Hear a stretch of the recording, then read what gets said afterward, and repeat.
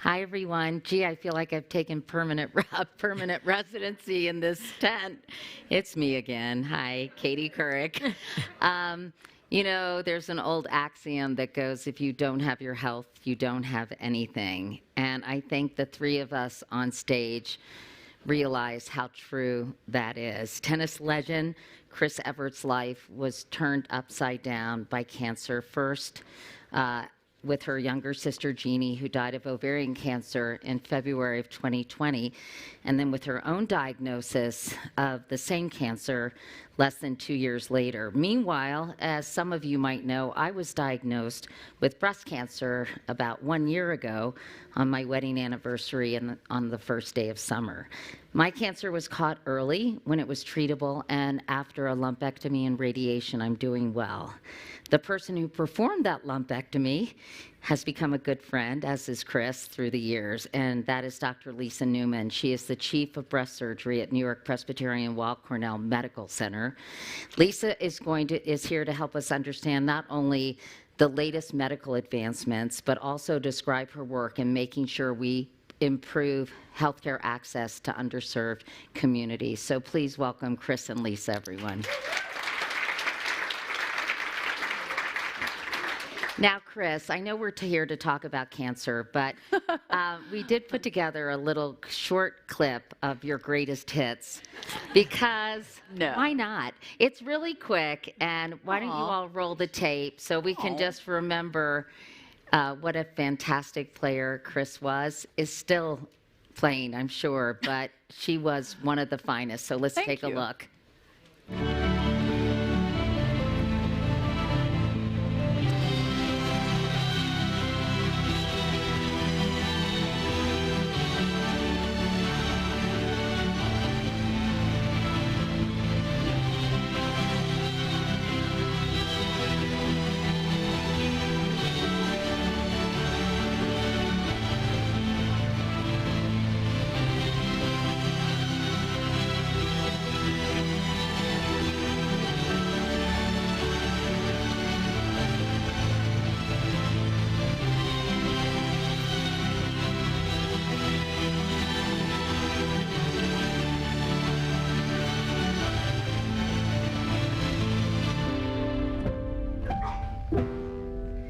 Memories. Thank you. That's so funny. Oh my God.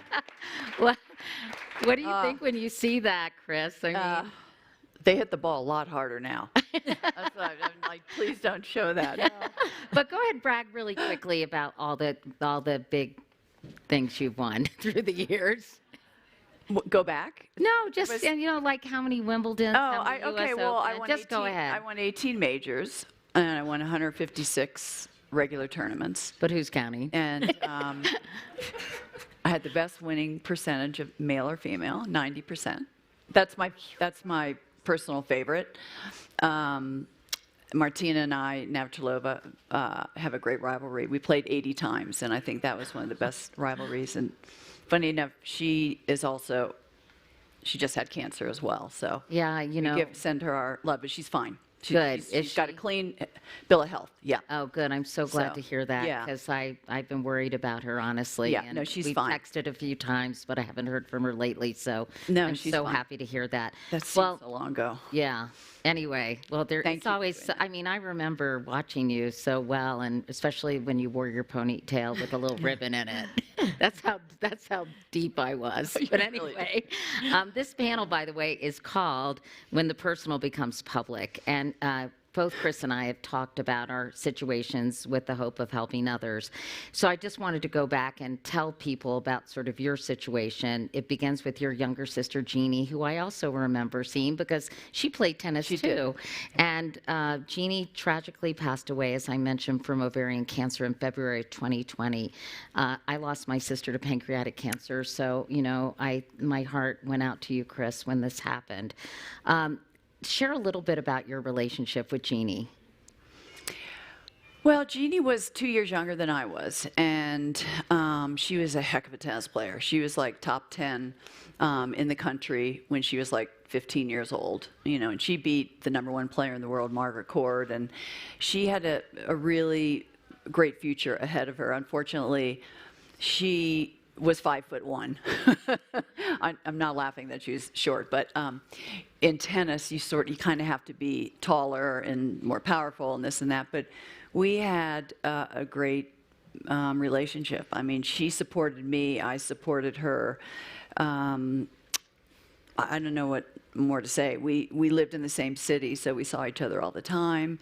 So it was really crushing when this happened to her. She had was diagnosed with ovarian cancer, but there were no symptoms. There was nothing, no signs early on, although perhaps in retrospect, and I think oftentimes when you have someone you love get sick, you realize, oh, yeah, he did lose weight or whatever. Looking back, there were some symptoms, right, Chris? Well, I'll go back to the beginning because she was traveling with me to Singapore, and I was going to do some work there, and we were late to the gate, and I was kind of jogging, and I said, come on, Jeannie, and she was out of breath walking, and she was an athlete, you know, and so I said, what's wrong? And she goes, I'm out of breath. And I said, are you okay? And she goes, yeah, I just think I have an infection in my lungs.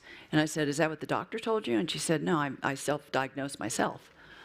You know, so I said, okay, we're going to Singapore. We get on the plane, we work out the next day.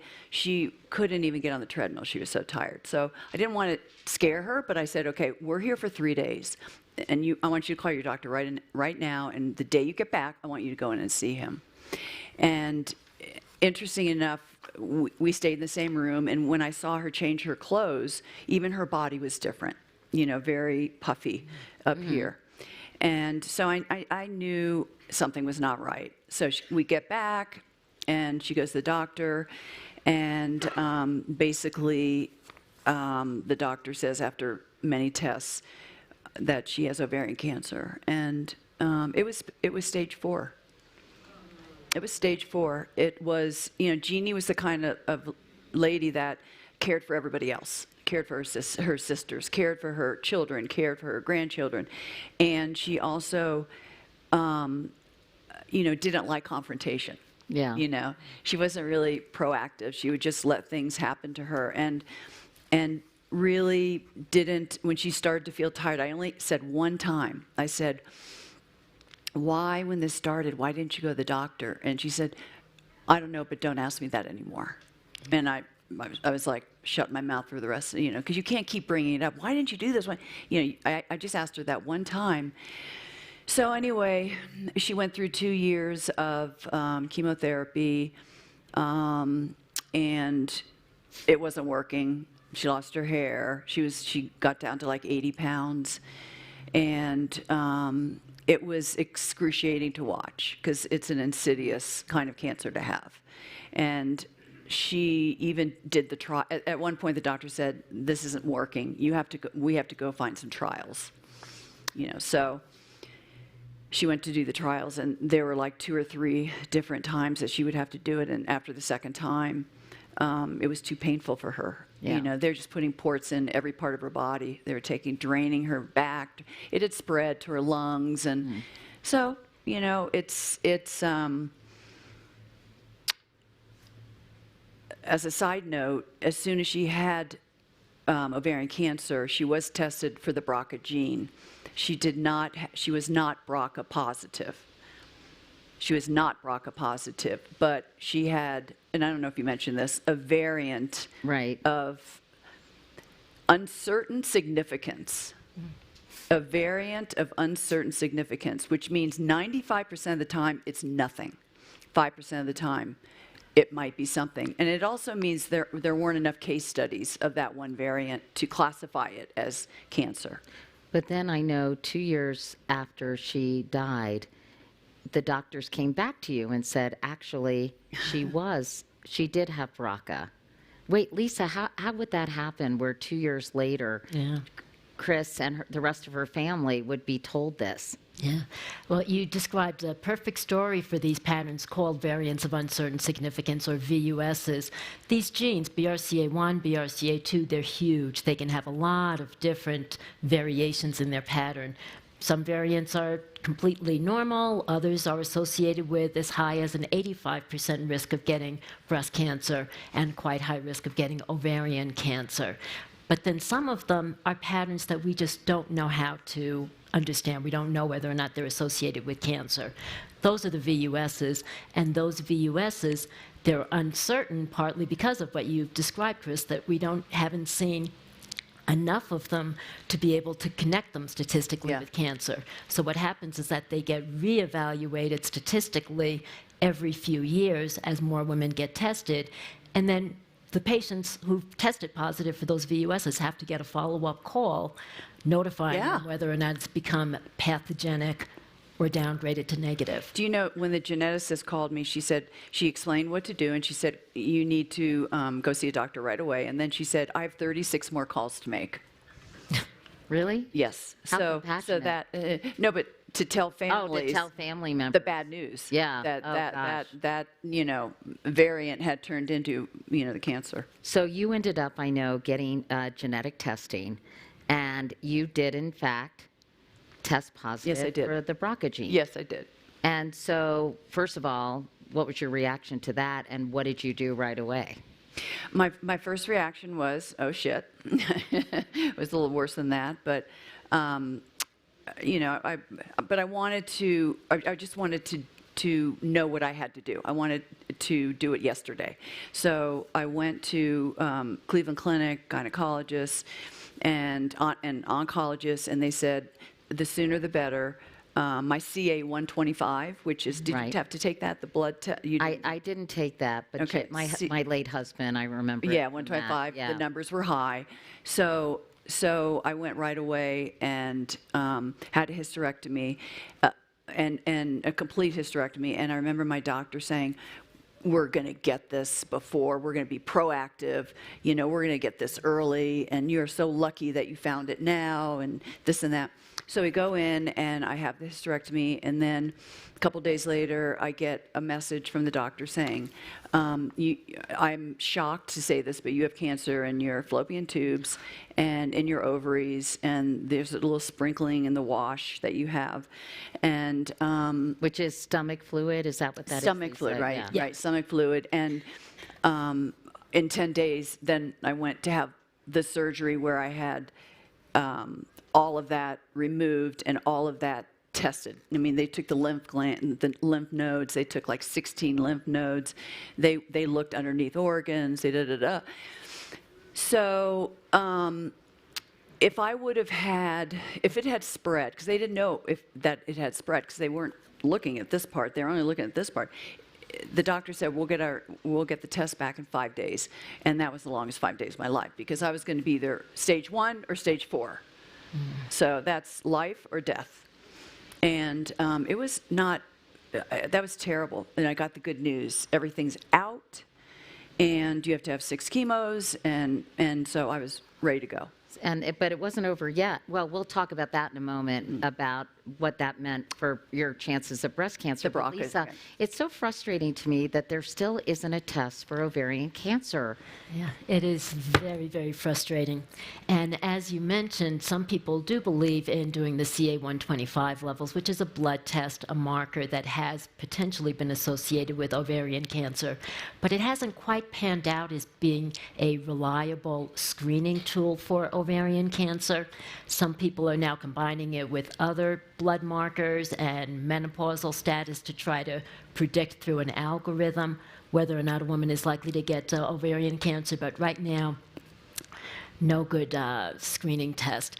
And the symptoms that ovarian cancer causes, because the ovaries are these 2 tiny little organs tucked way down in the pelvis, the symptoms are typically things that are signs of metastatic spread already, the bloating, the abdominal discomfort. Which is so And upsetting. it's So, really I know bad. they're working on a blood test in addition to the CA-125 test.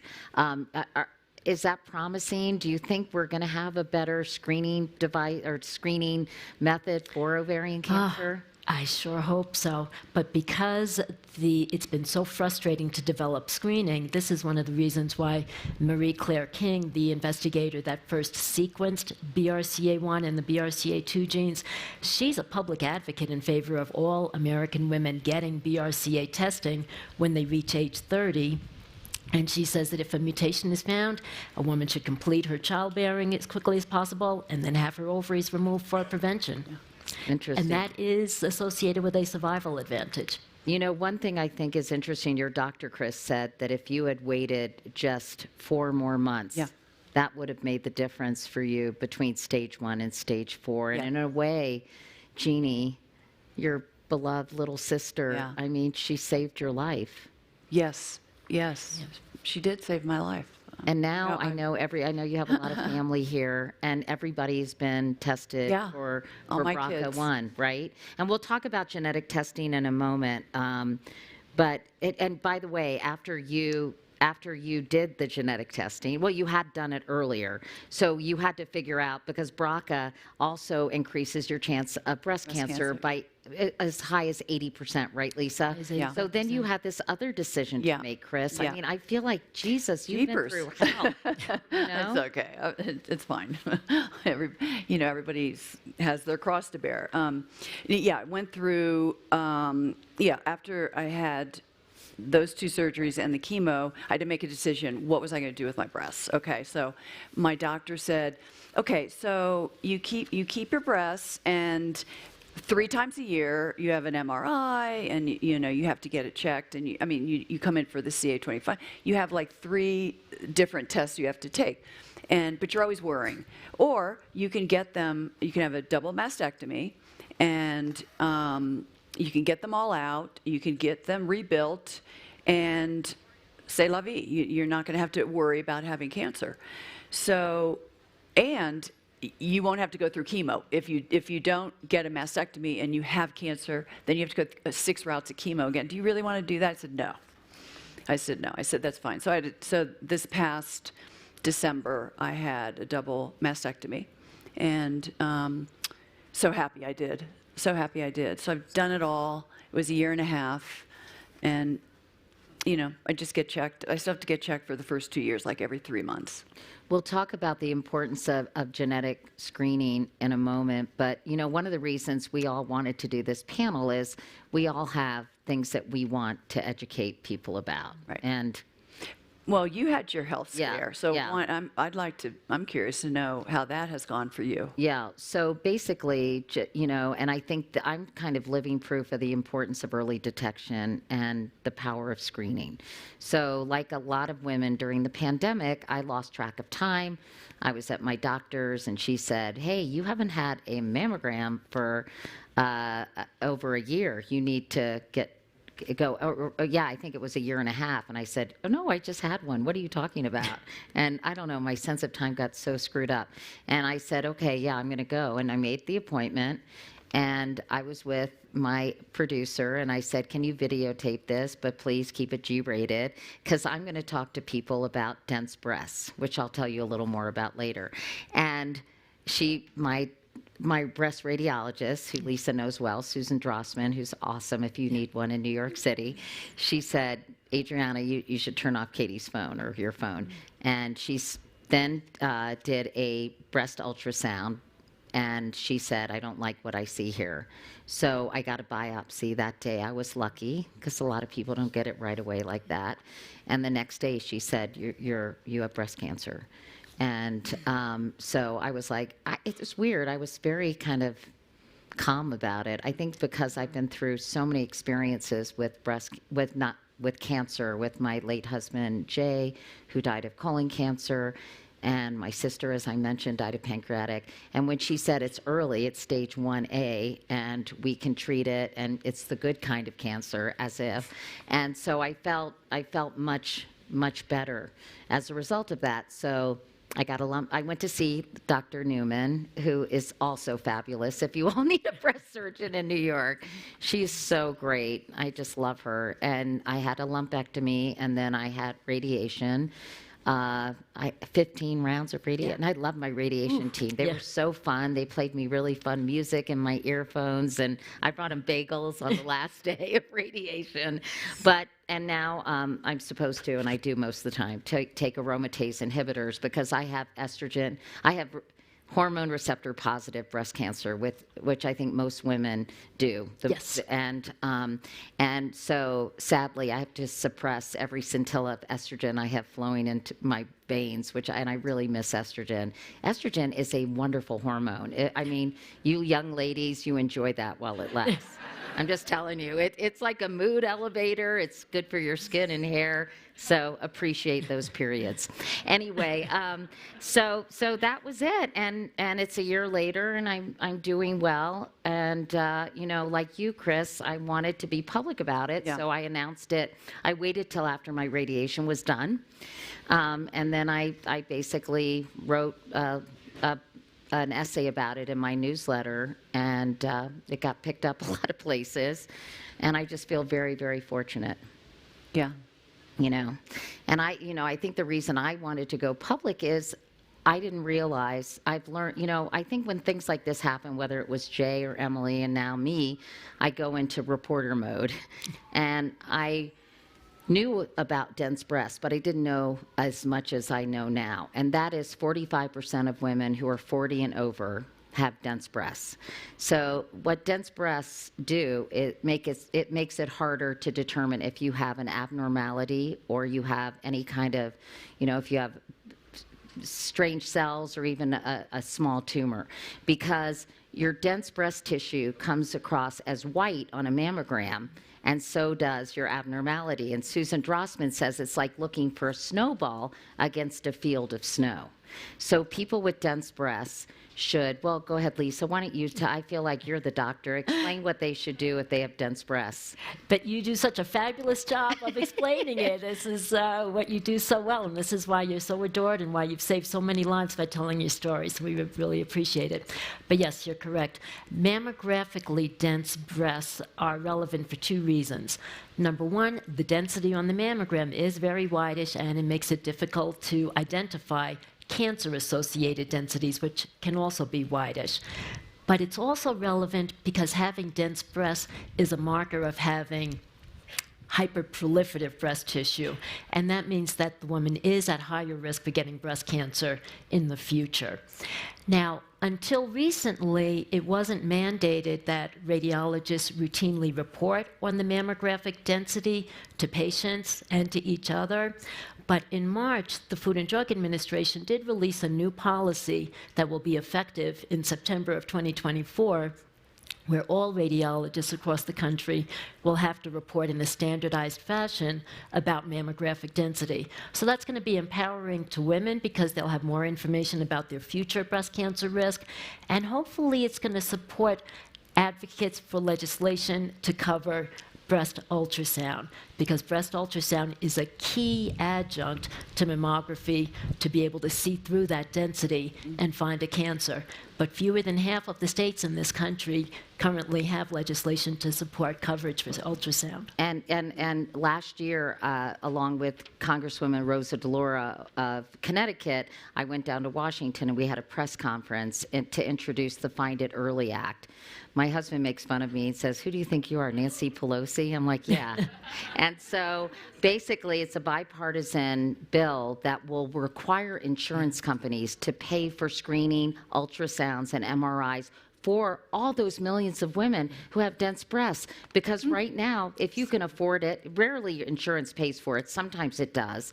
But if it doesn't, you have to pay out of pocket. And so there's so many women who can't get additional screening simply because they can't afford it, which is outrageous and unacceptable. So we're trying to get insurance companies, we're trying to mandate them to pay for screening, ultrasounds, and MRIs for all women with no copay.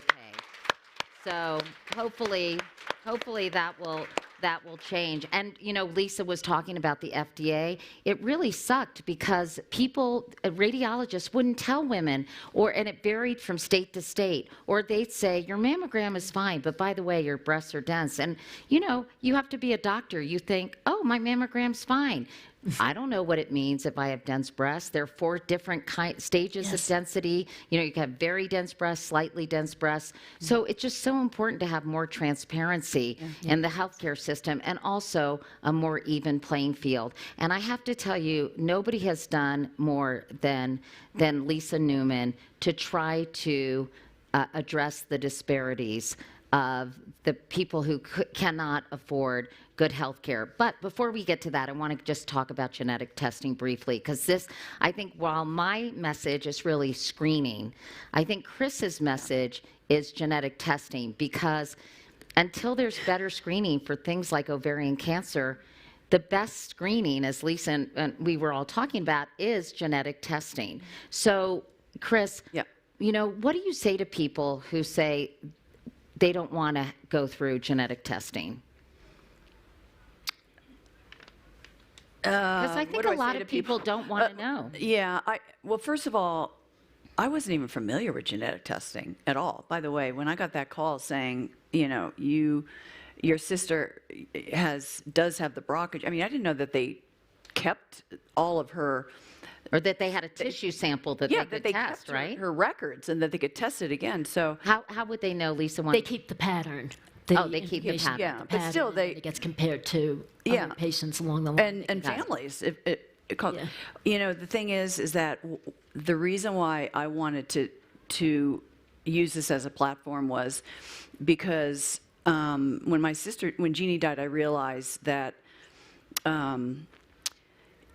a lot of people don't know their family history. And now when you go into a doctor's office and you're filling out a form, it's like, I mean, I don't know how you felt, but like in the last 10 years, it's like a pain in the ass to father, mother, grandparents. Like, what? What's this have to do with anything? You know, I didn't know. And did either of your parents, by the way, have cancer? Or your grandparents? No.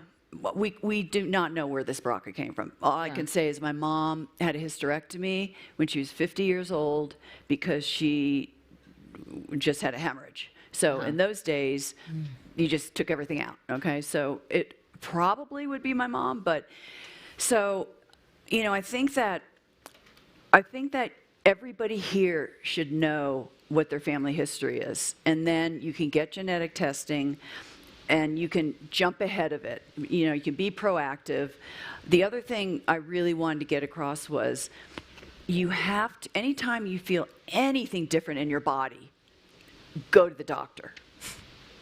I mean, don't wait 3 months. Wait 3 days and go to the doctor. If you have anything, if you have blood anywhere, if you feel bloated, if something's not right, you have to be your own advocate, because these doctors aren't going to do that for you.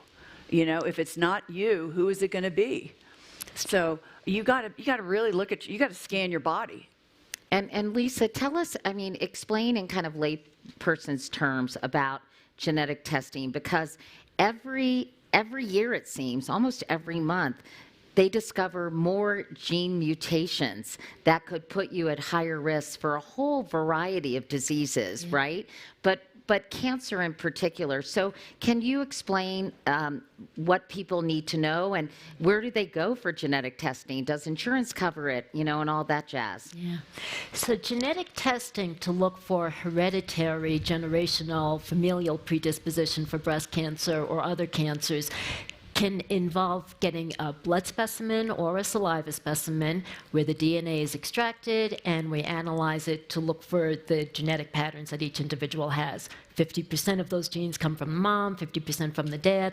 Some of these gene patterns, as we mentioned before, can be associated with a higher risk of breast cancer, ovarian cancer, colon cancer, melanoma. So the information can really help people take care of themselves much better. And it's expanded to how many mutations? Like, some people will have genetic testing looking at 91 different genes. And where do you go, Lisa, to get it? Do you go to your, you know, internist? I mean, and how much does it cost generally? It depends on the risk factors and the indications for getting testing.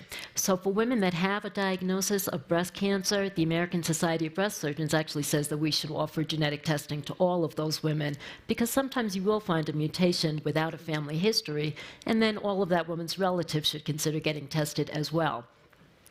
For women that want to follow a more restrictive recommendation, if you have a triple negative breast cancer, that's an indicator of higher risk for hereditary predisposition. In terms of women that don't have a personal history of breast cancer, if you have multiple relatives with breast cancer or ovarian cancer, and you have to look at the father's family and the mom's history, it can be passed along from either side of the family.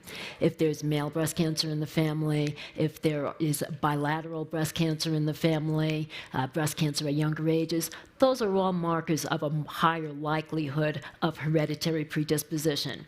The United States Preventive Services Task Force also says that Ashkenazi Jewish individuals should get genetic testing for the BRCA founder mutations when they reach age 30, because there are 3 different mutations in the BRCA gene that are very highly prevalent in Ashkenazi Jewish individuals. And it's also, correct me if I'm wrong, only 20% of people with BRCA know that they have it. Yeah.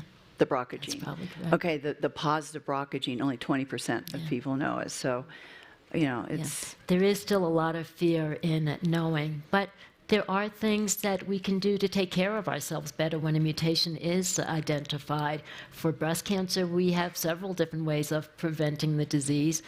Primary prevention involves the prevention bilateral mastectomy surgery, and we have great ways of doing breast reconstruction for the women that make that choice.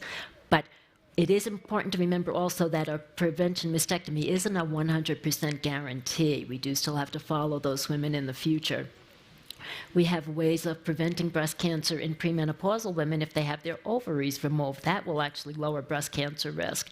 And for some BRCA mutations, there's a higher risk of getting certain types of breast cancers that we can prevent with special pills, what we call chemoprevention. But the secondary prevention is what we've been talking about already, early detection of breast cancer. And for women that have hereditary susceptibility, the 3 tests that Chris mentioned, yearly mammogram, yearly ultrasound, and breast MRI, magnetic resonance. And remember, imaging. you men out there, too. Prostate Yes. cancer, BRCA positive is prostate cancer, and it's also breast cancer. Yeah. And I think it's just a great tool to help you figure out like how often you need to be screened, how vigilant you need to be. I mean, I got my breast cancer screenings every year, especially after my husband died, because I was extra hyper about my health for my daughters.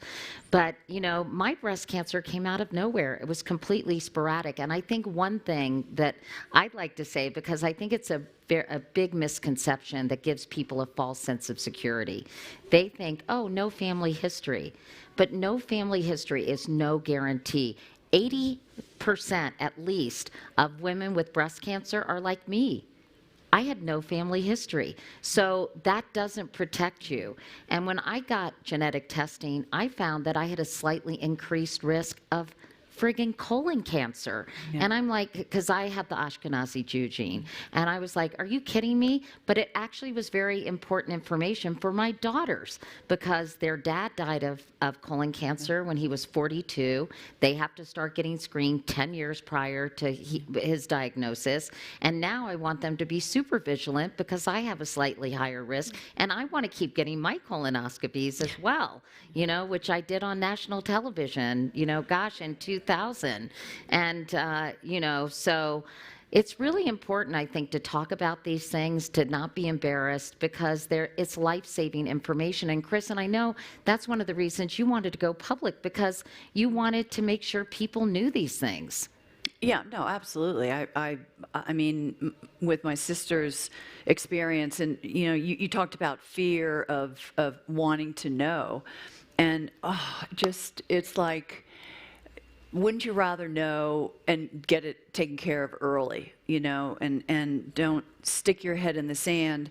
And that's why I'm saying, look, I'm a tennis coach also, and when these kids out there, they're playing tennis, and if they have a little kink in their wrist, you know, I'm like, get off the court, put ice on it, see the trainer, because they want to keep playing, and then they're going to get wrist surgery. eventually if they Right. keep playing. And that's the same kind of thing I want to get across. If you feel anything different in your body, again, you're the only one that knows that. Nobody else knows that. Your doctor has 1,000 patients, okay? He's not going to tell you that. And know your family history. And this even carries over from cancer to heart disease, diabetes. I mean, it's a whole spectrum. It's not only cancer. Well, I firmly believe that information is power, Yeah. right? And the more you know, the more proactive you can be.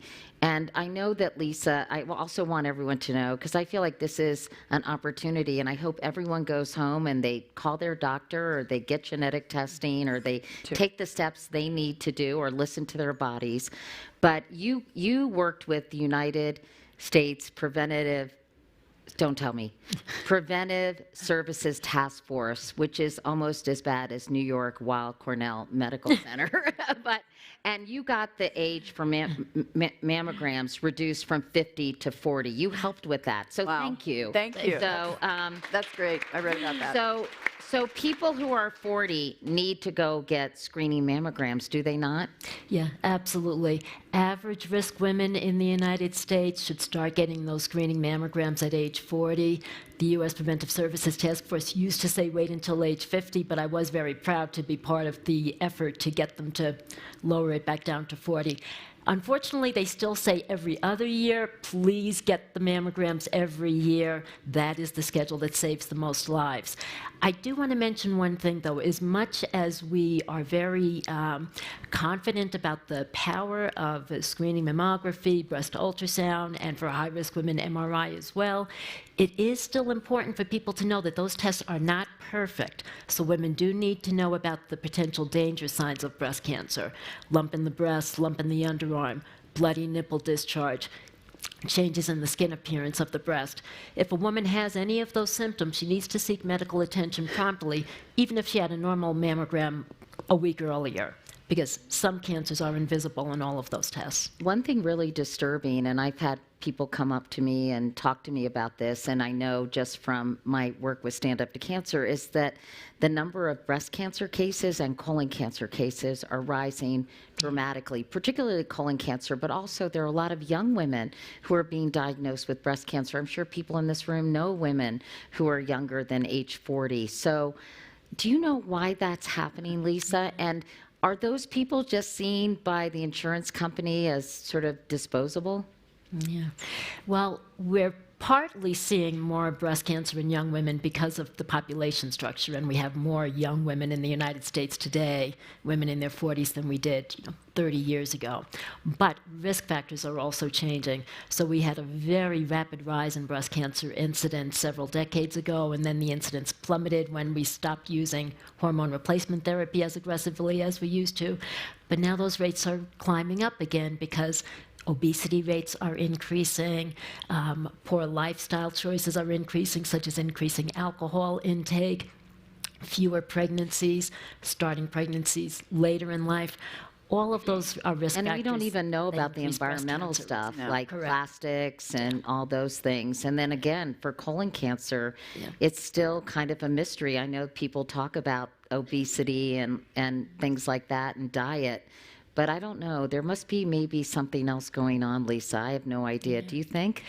I think there's a lot going on. We do need to figure it out. And I'm so proud that my colleague Ellen Davis is here. She's been spearheading a wonderful program at Weill Cornell where we are really leveraging the power of women to take care of their families and to control the health of their families with better nutrition, better medical care, and to take a more holistic approach to caring for the families and reducing cancer burden for the whole country, really. I know that there's some exciting developments with vaccines that are going on. There's new imaging technology. And by the way, of all the, we've been shitting on AI all week because it's so terrifying. But in medicine, it's actually really, really exciting because now, when I gave my commencement address at UMass Medical School, I did some research on this. They can actually look at images on a mammogram and say, because of all the data and all the sets of mammograms that have been done previously, and say they can find the people who are likely to develop breast cancer in the next 5 years. That is so amazing, isn't it? It is So is that going to hopefully help reduce or bring down the number of breast cancer cases, because with that early detection, people then can take proactive steps to prevent it possibly? Well, hopefully it will certainly prevent our mortality rates from breast cancer. Right. Earlier detection. But some cancers detected early will be associated with a lower likelihood some high-risk lesions, I should say. Yeah. Caught earlier can prevent the development of breast cancer if they're resected, sort of like removing polyps and preventing colon cancer. So the hope would be that we can identify these types of precursor lesions in the breast as well. You know, I just want to tell one story about when you're talking about, you know, go out and get genetic testing. I think I remember I got one from my internist. I think it was about $900. Would that sound about right? It was the whole genetic testing of so many different things. It can be a few hundred or it can be a few $1,000s. Yeah. So anyway, long story short, I have my massage therapist was giving me massages during my chemotherapy, and she was telling me, she goes, oh, you know, she's 40 years old. She says, I've been spotting, and I go to the doctor. She went to the doctor, and she had some polyps, but he was so. The doctor wasn't going to do anything about it. He didn't go on and say, do something else. She kept spotting, then she got she was cramping, and I go get genetic testing. So she went to get genetic testing, and she goes, well, the good news is I don't have the positive BRCA gene. But the bad news is I have Lynch syndrome, which is the most common thing that when you go to a gynecologist. I said, what's the most common thing you see? He goes, Lynch syndrome. That's a subset for colorectal cancer, right? Yes. It is. And she had stage 3 uterine cancer. Okay, from spotting and from cramps. And that's an example. It's like the first sign you have something different with your body, you know, that's just like, I just want to shake people, you know, go get it taken care of. But I want to open it to questions, but I really want to point out what Lisa has done with health inequities. And I want to just read a couple of things. The Washington University School of Medicine survey found that white women are almost 5 times more likely than black women to be referred for genetic counseling and testing. Black women have a 40% higher mortality rate from breast cancer than white women. So, Lisa, talk about that for a minute and what we all can do as a society to close that gap. Well, first I have to tell a little story about you, my dear, and the wonderful impact that Katie has on the public and how she's so dedicated to public health. As this incredible woman is going under the effects of the sedation for her breast cancer surgery, what she's talking about as she's going under is how she wants to help other people who didn't have all the advantages and the options that she had in taking care of their cancer. She wants to make sure that other people can take better care of themselves and get screened. She's talking about the public as she's going under general anesthesia. Unbelievable. Well, I couldn't stop thinking about that, honestly, as I went to New York Hospital and I had all this, the benefit, I'm sure you thought about it too, Chris, of all this modern technology and ways to figure out, you know, if they had to take out my sentinel lymph nodes and, you know, all the things that I had access to. And I just thought, what do women do, and men, if they have a health issue and they can't go to a decent doctor? It is just terrible, unconscionable. So how can we change that, Lisa? Well, when it comes to the disparities between black women and white women with breast cancer, you're right, they are very large magnitude, more than 40% higher death rates in black women from breast cancer compared to white women. For women under the age of 50, black women are twice as likely to die from breast cancer compared to white women.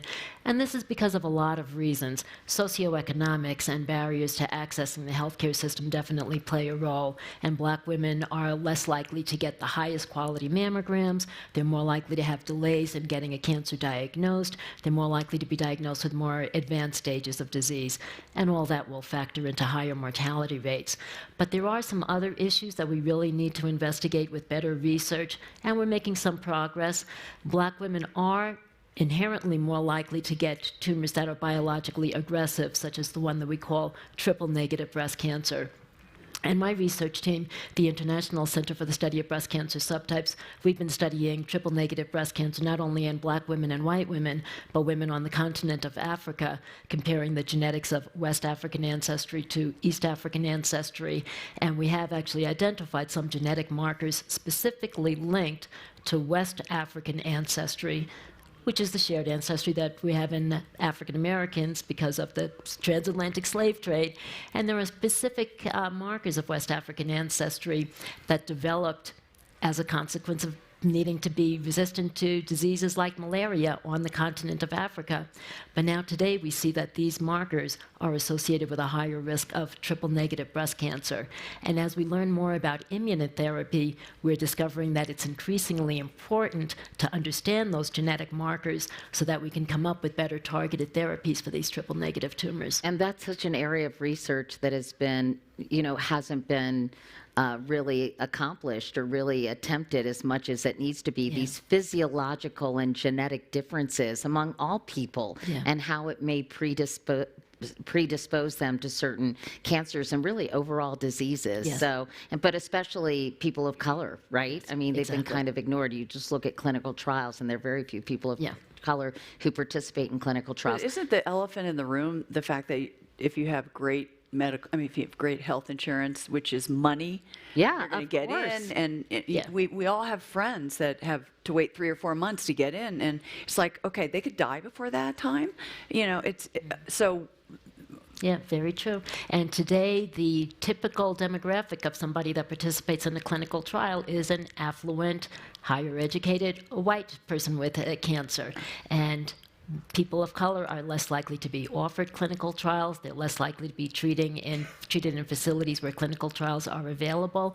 And clinical trials represent our best way to improve cancer treatment and cancer outcomes. But I'm glad, I do think that the medical community is paying much greater attention. I think, post George Floyd, I have to say, and Black Lives Matter, there's been a greater awareness in the medical community about disparities that exist. Good. And at least there is now an effort, Lisa, and you're doing such tremendous work in this area to level the playing field or to try to address some of these issues that are causing these inequities.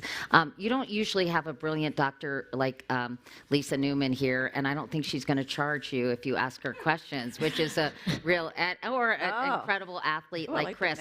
We don't have a lot of time. Maybe we can go, Kitty, can we go a little over? Of course. Okay. So why don't we go ahead and ask some questions? There you go. I'm picking you. I have the mic. Okay. Oh, you got the mic. Okay. I'm picking you. And after her, you can go. So thank you so much for this information. It's life-saving. I wanted to revisit the conversation around dense breasts because I am vigilant about getting my screenings.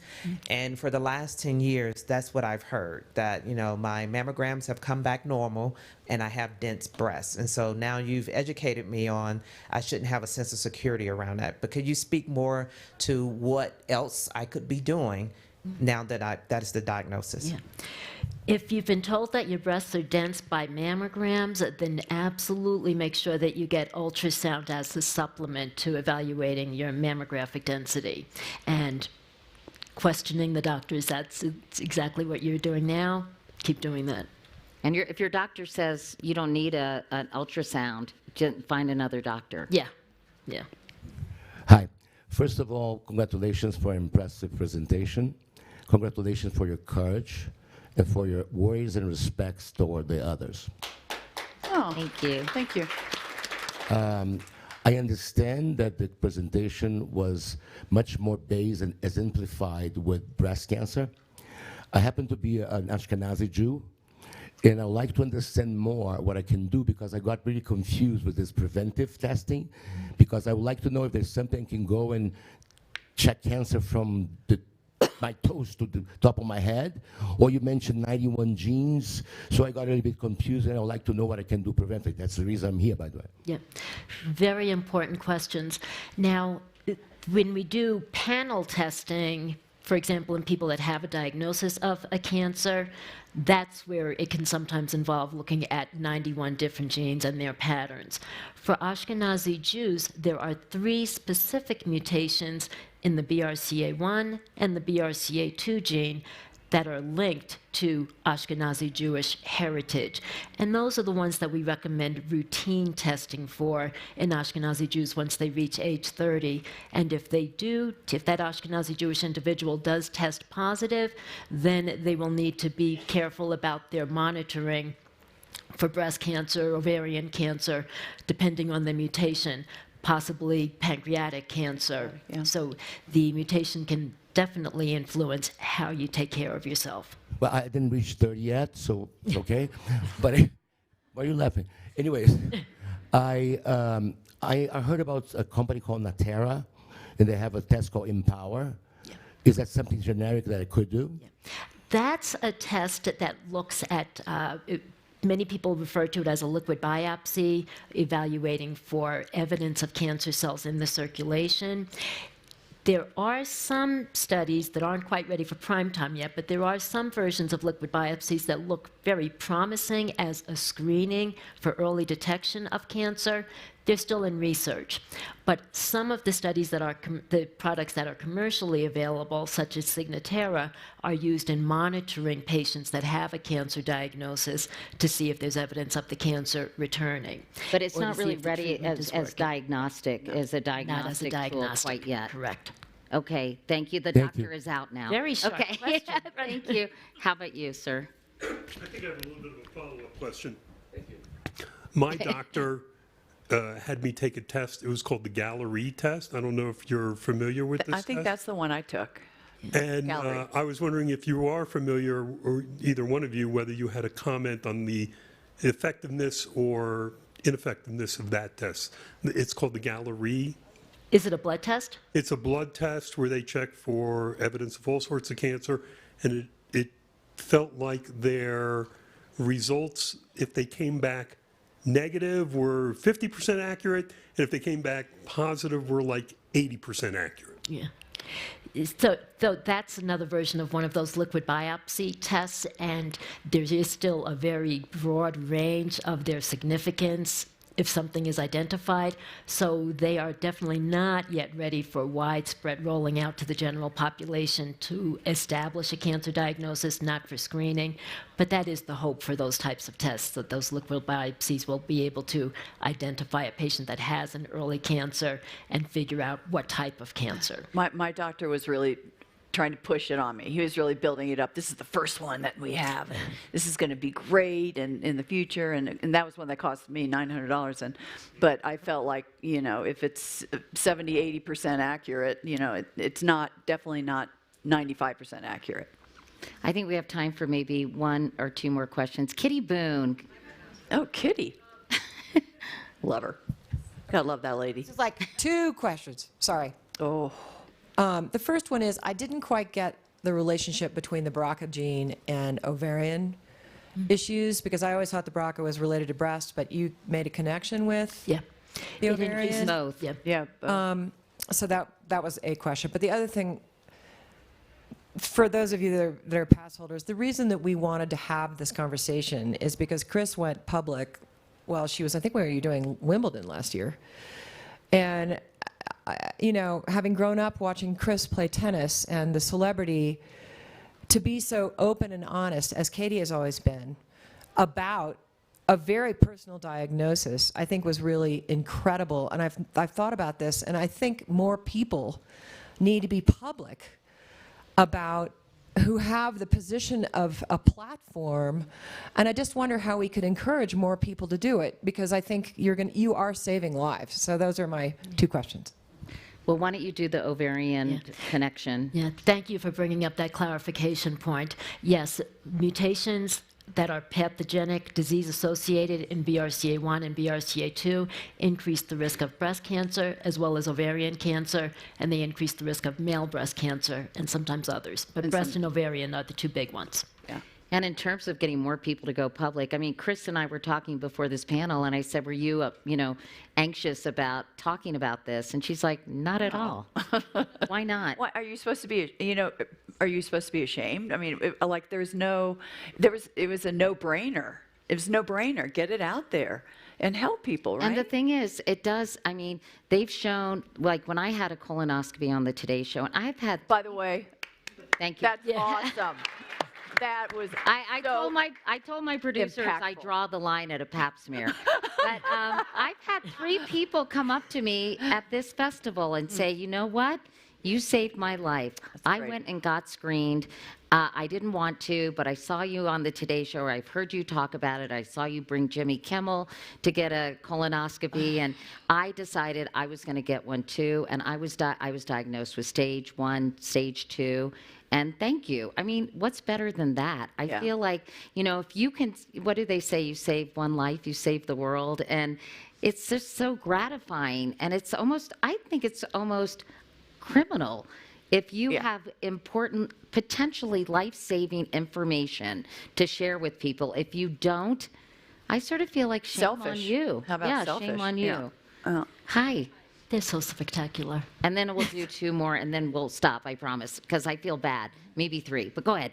Can you No, do your question in the John's like, do your question in the form of a question, please. Yes, my question and request, whatever it is, I think I love the idea of spreading the word. Could you go on like a world tour talking about this, just like you did for tennis, and I'll host you in India. So, I mean, really, I swear, because I think we travel for entertainment things, etc. This is a very important thing, and you can really inspire a lot of people. Well, Want to go on a world cancer tour? Do I have to pay my own way, or can I? We'll get a Can I get a little sponsor. help? Go ahead, yes. Thank you. Wondering about the mental health impact of somebody who is being monitored aggressively for breast cancer, because I feel like that's something that took me by surprise and not talked about a lot. Like you're doing all the right things. You're going to the doctor, you're getting monitored, you're doing everything. You're not at the point where you're going to get a double mastectomy, but you are in this journey every quarter of your life, and you're waiting for some kind of shoe to drop. And so I'm wondering about the mental health aspect of living that journey. I started at 46. I'm 50 now. It's going to be my life for the rest of my life. Do you recommend people who are having to be vigilant, Lisa, get some kind of support for some of the anxiety and worry that accompanies this kind of, charting? Yeah, you are so correct. Thank you for bringing it up. It is an extremely stressful journey for women. Every time you go for the test, there's the concern before you go in. There's the waiting for the results. It really is very tough. So there are wonderful holistic and complementary integrative care support programs that a lot of our patients in New York find helpful. And we have some wonderful nurse practitioners that specialize in this who do Zoom-based classes teaching women about yoga therapy and meditation exercises, and a lot of women find those types of approaches to be helpful in just getting through the stress. And also remembering that you're being proactive for your health. So be proud of yourself for that. Do you know what I mean? And I think that sometimes is overlooked as well. 2 really quick questions. Hi, I know you were waiting. Yes, you, hi. Thank you. Can you speak about breastfeeding and nursing and potential risk or mitigation of risk and what the data show? Thank you. Thank you. Great point, because we talked about how lifestyle issues such as obesity, sedentary lifestyle, alcohol intake when it's excessive, those can increase breast cancer risk, but nursing, lactating is a great way to lower breast cancer risk, and nursing lowers the risk of getting all types of breast cancer. It lowers triple-negative breast cancer risk, one of the biologically more aggressive patterns, and it lowers the risk of getting an estrogen receptor-positive breast cancer. So nursing is great. And finally, the last question. Hi. Thank you. Chloe Bird from Tufts Medical Center and RAND Corporation. And I just wanted you to speak to, given Arthur Mirren's work showing how much higher the funding is for research on diseases that predominantly affect men or exclusively affect men, the far greater likelihood they're underfunded when they're on women, and our work showing a, 95x return on investment on increasing funding for research on women. What would be possible in your work if it were fully funded? What's possible in advancing the work on cancer? I'm developing a documentary about this, so I want to get your card before you leave.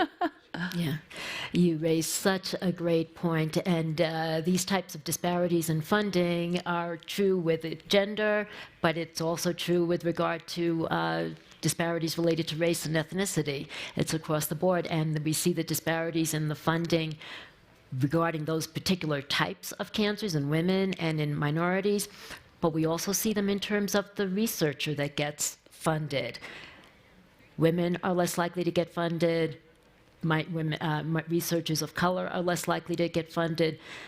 Huge I think we have to start speaking out about it. And I don't think people realize that women weren't included in clinical trials till 1993, and that female mice weren't used in experiments until 2016. And so I think it's a really important topic that I'm really interested in. So hopefully, if we yell about it, maybe things will change. And this is definitely the time to yell, because the Supreme Court has just today released a decision that is going to have long-standing ramifications on the profile, the demographics of our research and medical care community in the future. And that's, I feel very I don't think strongly as people to think of detriment. affirmative action affecting healthcare, but Lisa, I know you've worked very hard to make healthcare professionals more diverse, which is so important, and this is at risk as a result of the affirmative action decision today. Yeah, we have a long way to go in terms of improving the diversity of our clinical trial, our healthcare workforce overall, and there are big chunks of society that have been systemically excluded from careers in the sciences and in healthcare, and that means that we're missing out on all the talent and creativity of that population subset. And life experiences, right? Life experiences, perspectives, yeah. So if we give people excuses to ignore those diverse opinions, perspectives, experiences, we're going to end up with a healthcare workforce that is even less reflective of the patient population that we care for and more disconnected from our patient population. Do you feel like more women are fighting for this or more men? I do like to believe that women are more passionate about the fight. I think that's true. Because it just seems to me like I know in tennis, like the women were always trying to fight for equal prize money, and my take on it would be, gee, it sure would help if some of these men would support us, because all you hear are the women, and the men are like, ugh. I do think that's a valid observation. Yeah. I'm thinking the women, I just hear about women really being passionate about this. Yeah. Well, maybe we can get men to join the fight We too. gotta get But men. Lisa Newman, Chris Evert, thank you. Thank you.